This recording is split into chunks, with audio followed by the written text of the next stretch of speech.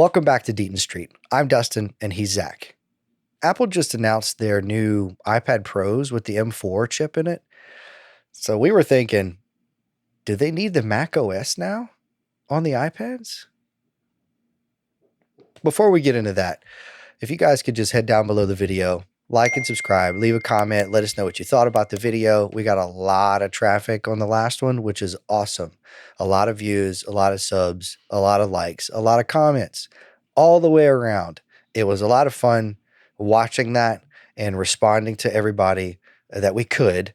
And we really appreciate all the traffic to the video and the channel. So we hope you enjoy this, and we're going to talk some more about the iPad stuff. So yeah, what you got, Zach? So Apple released the new iPad line, as you said, and there are a couple noticeable missing topics, one of which they kind of mentioned AI with the M4 chip, that AI is really good with this chip, but they didn't really mention that a lot. The other thing that's missing, that has been missing in other iPad launches as well, is a new iPad OS. We expect that the iPad OS is going to be announced a few months down the line, probably alongside new iPhone announcements, those type of things. But this got us thinking, and we actually had a good friend of yours reach out after our last video and say, you better talk about the OS and you better talk about the fact that iPads need macOS specifically. Yep. So get rid of iPad OS, go straight to macOS for the iPad, especially the iPad Pros with the new M4 chips. So we figured, let's talk about it. We'll talk about some reasons maybe they should. We'll talk about some reasons we think maybe they haven't and shouldn't. Now, don't worry, Bruce. We don't have to tussle now, because he was telling me he wanted to tussle.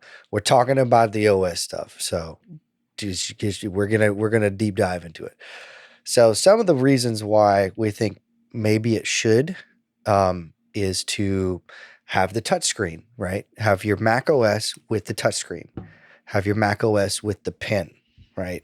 To be able to have that capability to do any of your touchscreen sort of, controls, motions, that functionality on the Mac or with the Mac OS on the iPad would be really cool. It's kind of confusing to think back and forth.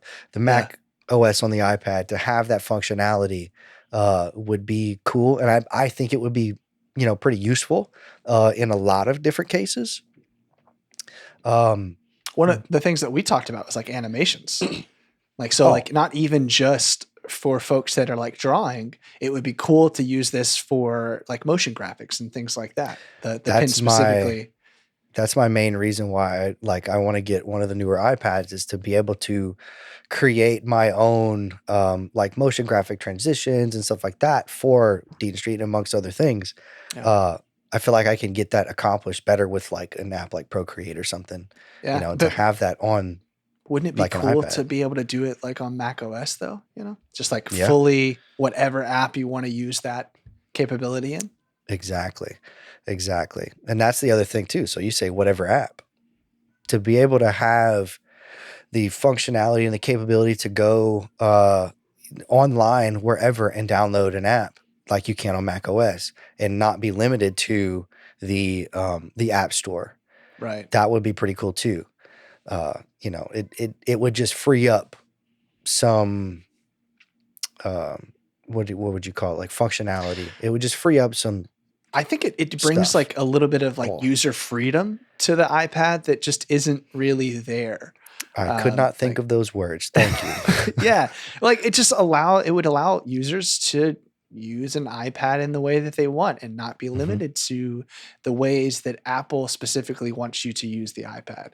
Now, as we said in the last video, they are taking steps to allow a little bit more creative freedom. They're adding, we've talked about, the multicam, which is kind of a way around, not using OBS. Yeah. It still has the issues of, you can't use plugins for video editing, for audio editing, which you and I both video edit and audio edit quite a bit. And I use a ton of third-party plugins. I use so many of them. Say the majority of the stuff that I use to edit all of my stuff is all third-party. Yeah. And I can't get any of that on the iPad as it stands right now.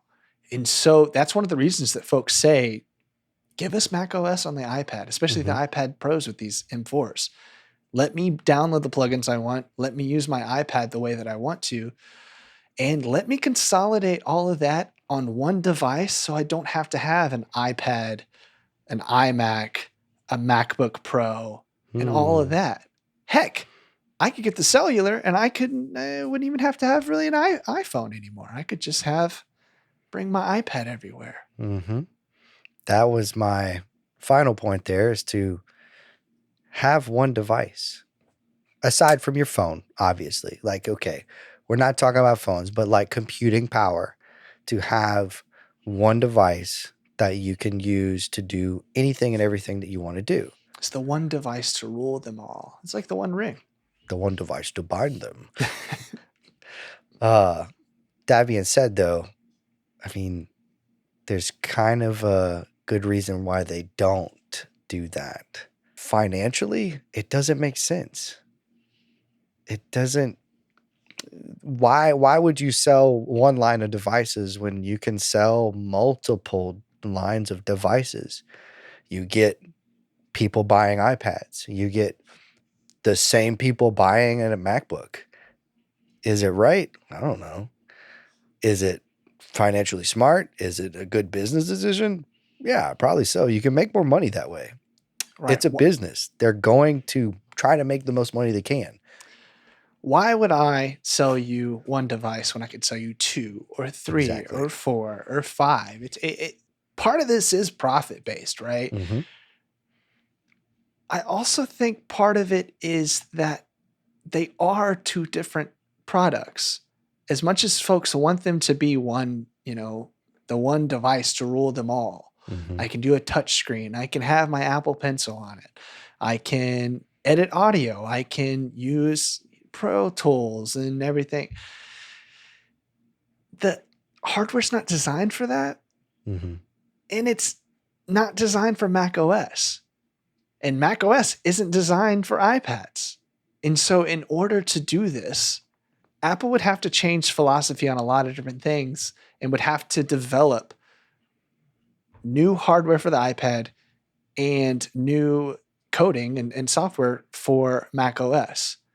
And even if you did that, Dustin, you would still have to develop different versions of Mac OS to deal with, one version doesn't have touchscreen, the other one would have touchscreen. And the way that Yeah. we interact and use the applications on Mac OS is different than the same applications on iPad.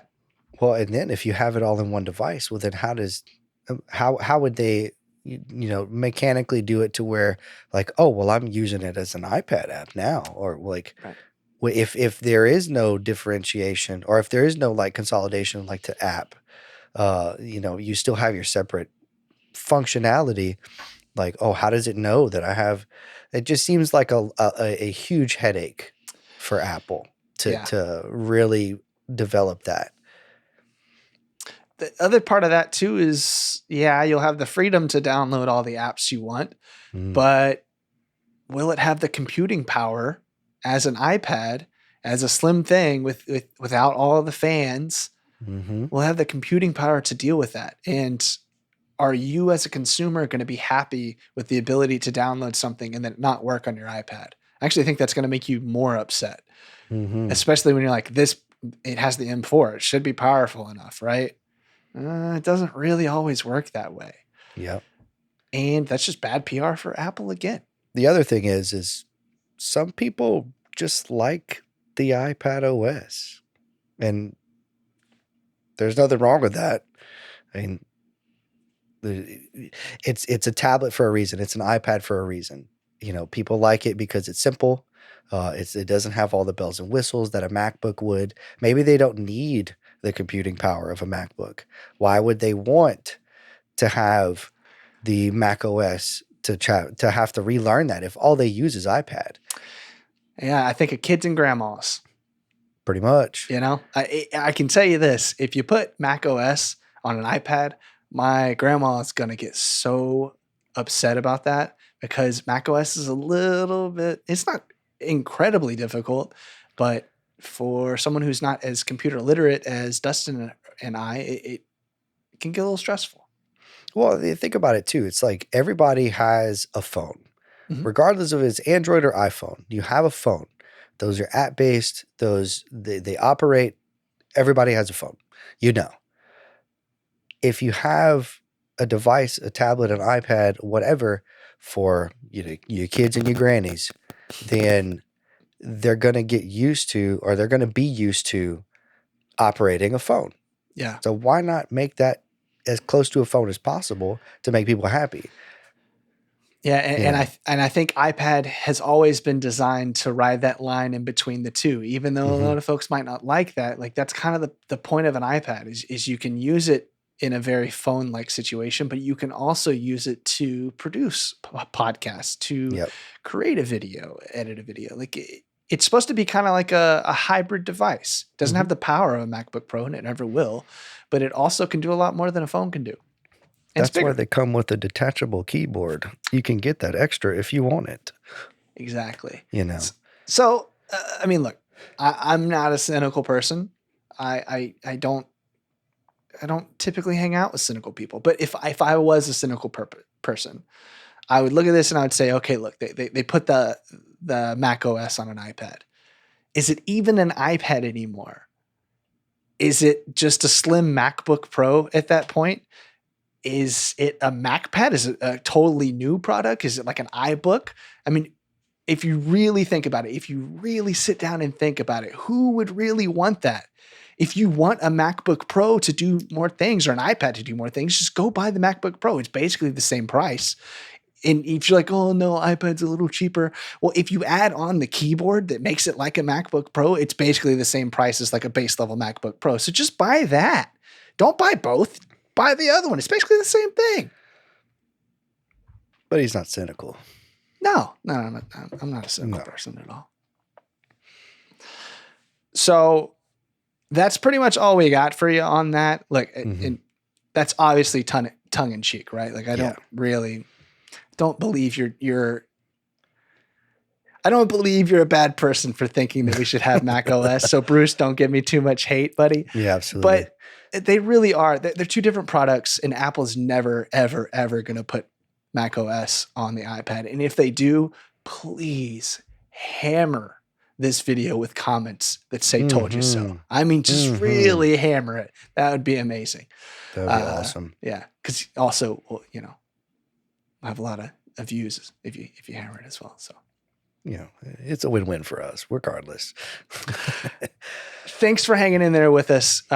Please, honestly, let us know your thoughts. Did we miss some stuff? We usually do. So let us know what we missed. Again, we're just two guys who don't know anything talking about tech. Yeah. So, let us know. We'll see you in a few days. All right. Peace. I'm walking the streets of nowhere. I'm playing the game with no regret. Before we get into that, like and subscribe. Thanks.